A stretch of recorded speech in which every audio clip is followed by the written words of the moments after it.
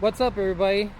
So after the Blair Witch Project, movie number two, I went with George Romero's 1968 classic Night of the Living Dead, which is the Godfather of the zombie movies. And so many people who make horror movies, um, go back and talk about how Night of the Living Dead, is a movie that means so much to them. And it definitely, if it wasn't for this movie, we wouldn't have got, The Walking Dead. We wouldn't have got Return of the Living Dead. There's a lot of horror movies, zombie movies that we wouldn't have got 28 days later, and it just goes on and on and on. So I was just like reading up a little bit on Night of the Living Dead, and I guess the MPAA wasn't in effect yet after this movie came out. It was like a few months after this movie came out that the MPAA, started to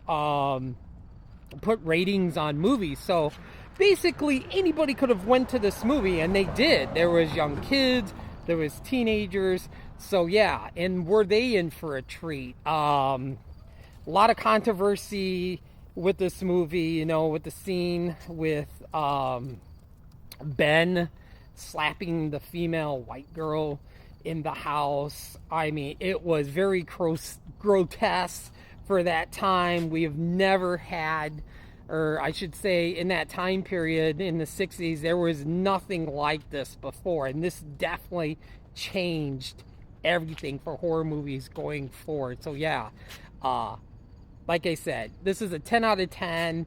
This is a great movie. But yeah, it's just so good. And it's a tradition I always watch every year, Night of the Living Dead. Definitely a thumbs up.